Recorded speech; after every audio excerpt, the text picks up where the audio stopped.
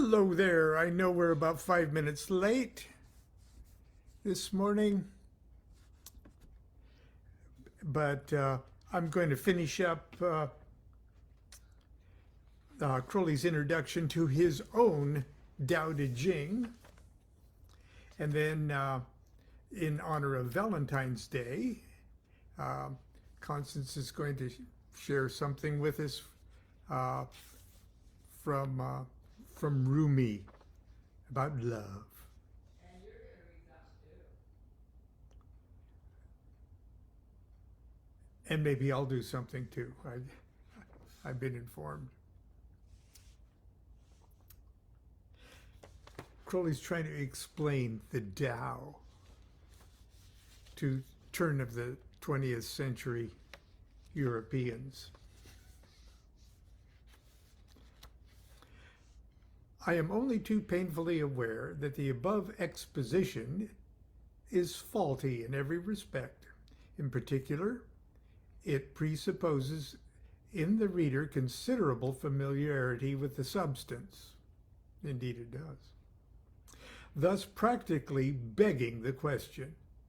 It must also prove almost wholly unintelligible to the average reader, him, in fact, whom I especially aim to interest. That was always Crowley's, he always says that. He says, I'm trying to explain this to the ordinary reader and the ordinary, and then he goes on explaining things as if you already were almost as much of an expert as he. But anyway, it's poignant that I'm trying to explain this to the factory worker, to the shop girl, to the... Okay. For his sake, that's the ordinary reader, I will try to elucidate the matter by an analogy. Consider electricity. It'd be absurd to say that electricity was any of the phenomena by which we know it. We take refuge in the petio principii of saying that electricity is that form of energy which is the principal cause of such and such phenomena. Suppose now that we eliminate the idea as evidently illogical. What remains? We must hastily answer, nothing remains. There is something inherent in the nature of consciousness, reason, perception, sensation, and of the universe of which they inform us, which is responsible for the fact that we observe these phenomena and not others, that we reflect upon them as we do and not otherwise. But even deeper than this, part of the reality of the inscrutable energy which determines the form of our experience consists in determining that experience should take place at all. It should be clear that this has nothing to do with any of the Platonic conceptions of the nature of things. The least abject asset in the intellectual bankruptcy of European thought is the Hebrew Kabbalah. Properly understood, it is a system of symbolism infinitely elastic, assuming no axioms, postulating no principles, asserting no theorems, and therefore adaptable, if managed adroitly, to describe any conceivable doctrine. It has been my continual study since 1898, and I have found it of infinite value in the study of the Tao Te Ching.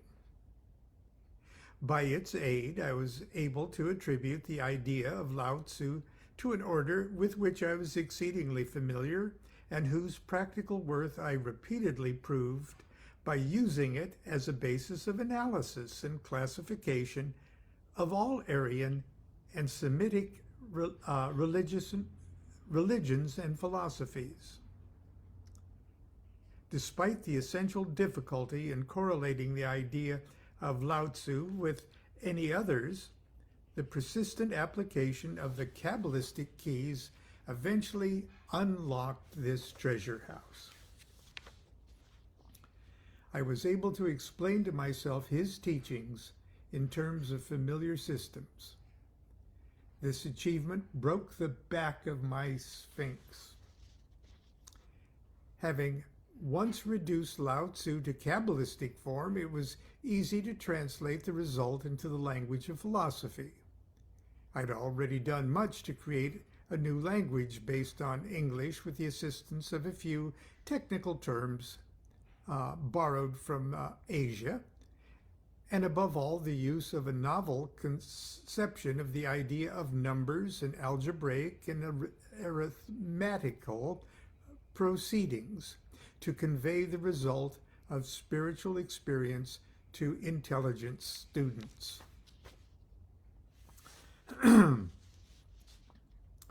Right.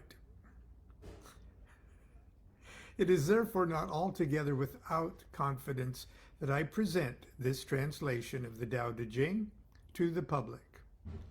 I hope and believe that careful study of the text, as elucidated by my commentary, will enable serious aspirants to the hidden wisdom to understand with fair accuracy what Lao Tzu taught.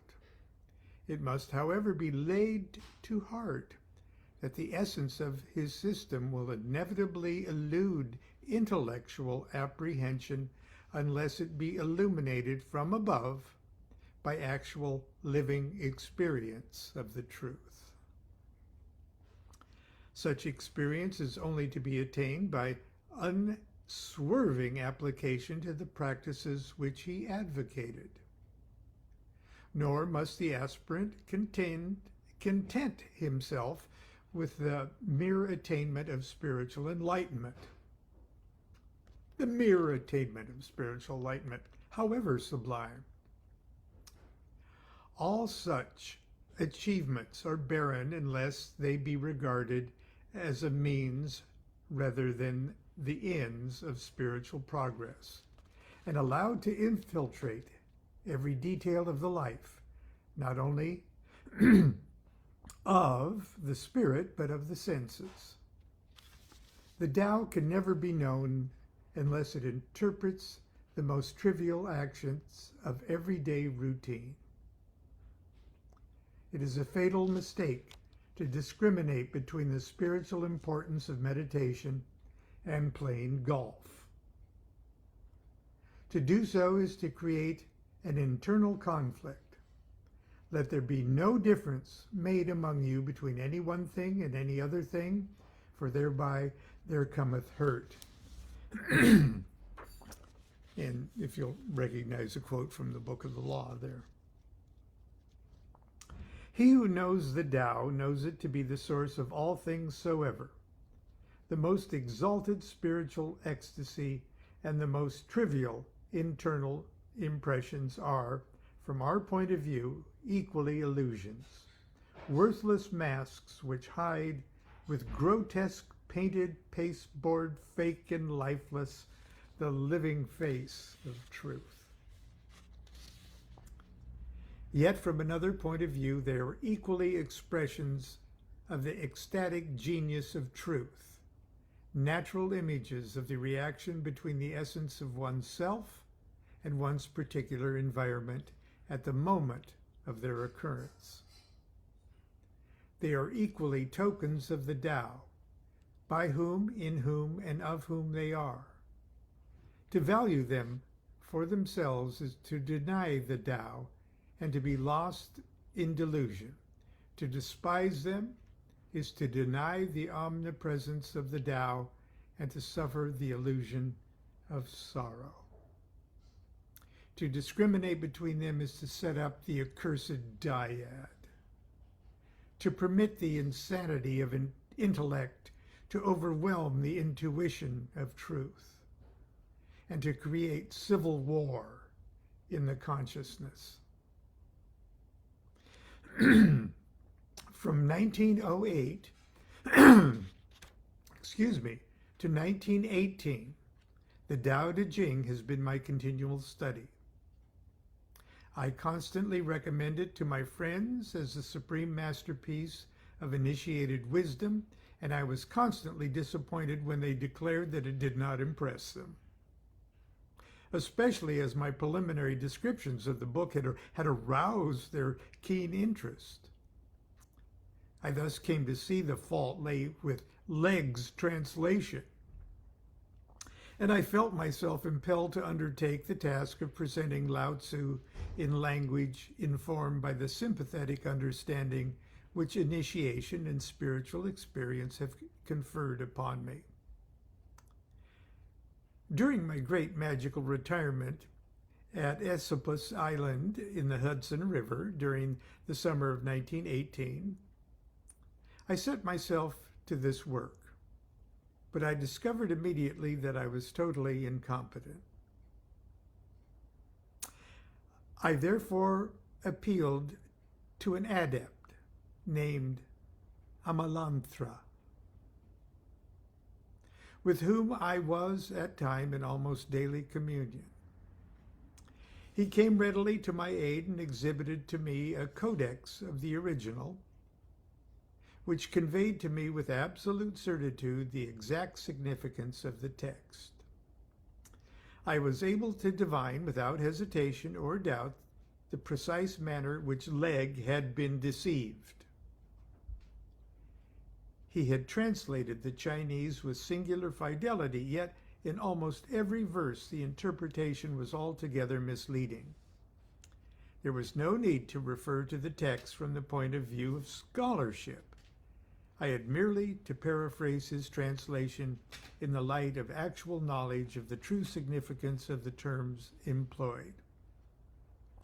Anyone who cares to take the trouble to compare the two verses will be astounded to see how a slight remodeling of a paragraph is sufficient to disperse the obstinate obscurity of prejudice and let loose the fountain and flood of living light to kindle the gnarled prose of stolid scholarship into the burgeoning blossom of lyrical flame. I completed my translation within 3 days. But during the last 5 years, I have constantly reconsidered every sentence. The manuscript has been lent to a number of friends, scholars who have commended my work, and aspirants who have appreciated the adequacy to present the spirit of the Master's teachings. Those who have been disappointed with Legg's version were enthusiastic about mine.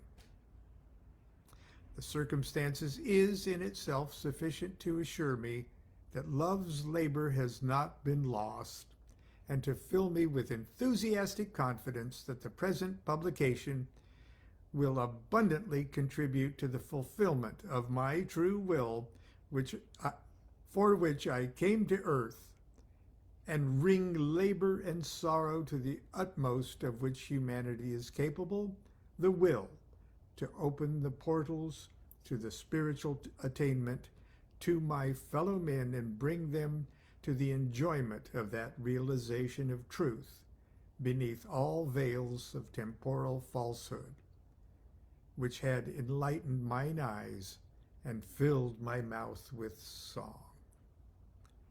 Aleister Crowley. He was very economic with his punctuation of a lot of those sentences.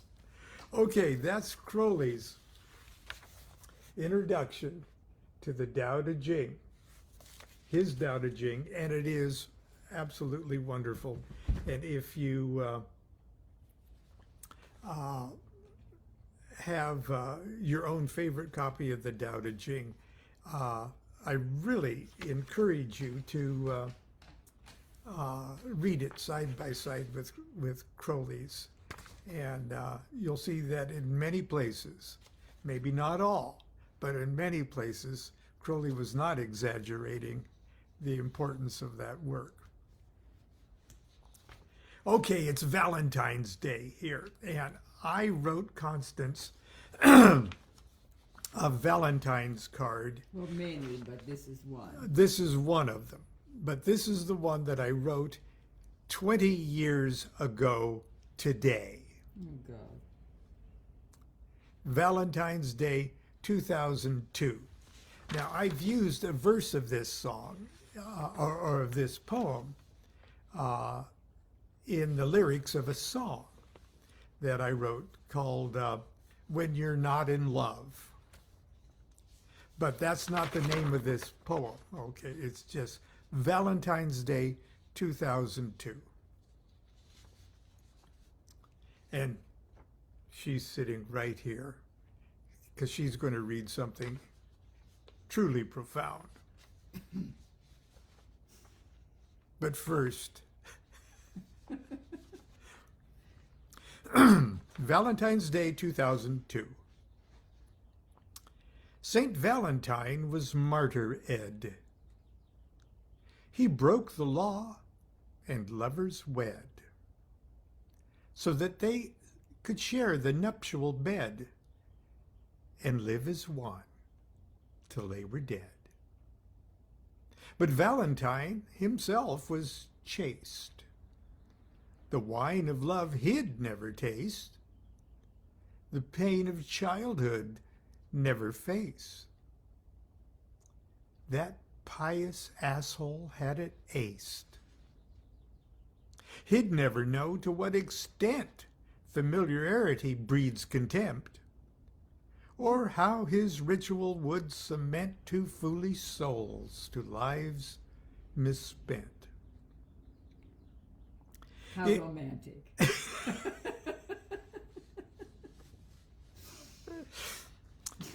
If truly kind, he'd strong disparage youthful minds from thoughts of marriage, or failing that, with humane considerage, hurl their bodies beneath a carriage.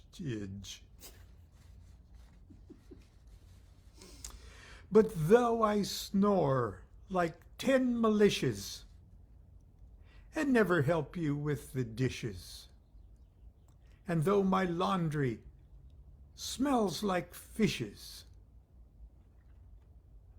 I'll tell you what my greatest wish is, that you'll always be my Valentine.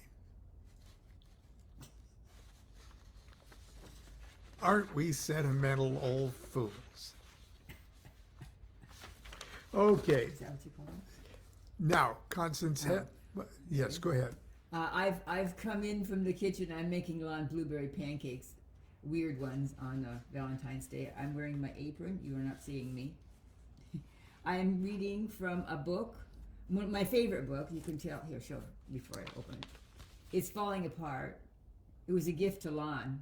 I stole it. Give it to me. It's called Love Poems from God, 12 Sacred Voices from the East and West, translated by Daniel Ludinsky. Lon will post this if you're interested. I'll post the link. It's one of my 10 favorite books of all time. Anyway, I'm going to read you a short poem by, it's one page only, don't panic, by Rumi. And I think the poem is about when people are in deep, deep doo-doo, they're in trouble, and people who don't even usually pray decide that it's time for them to pray now. Okay. They're panicking. The poem's called It's Rigged. It's rigged. Everything in your favor. So there's nothing to worry about. Is there some position you want? Some office? Some acclaim? Some award? Some con? Some lover? Maybe 2, maybe 3, maybe 4? All at once? Maybe a relationship with God? I know there is a gold mine in you. When you find it, The wonderment of the earth's gifts you will lay aside as naturally does a child a doll. But, dear, how sweet you look to me, kissing the unreal. Comfort, fulfill yourself in any way possible. Do that until you ache.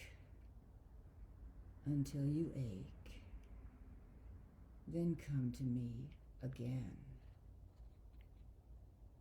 Happy Valentine's Day. I love that, especially that one line about Kiss, but dear, how sweet you look to me, kissing the unreal. oh wow. Okay. Anyway, Well, that's that. Now I've written other Valentine's poems to Constance, but she wants to on Garden Lane did Papa Law. But maybe on her birthday I'll revisit that. I can hardly wait. Okay, that's it for today. Happy Valentine's Day, everybody. I hope you all get lucky. I know I'm getting pancakes.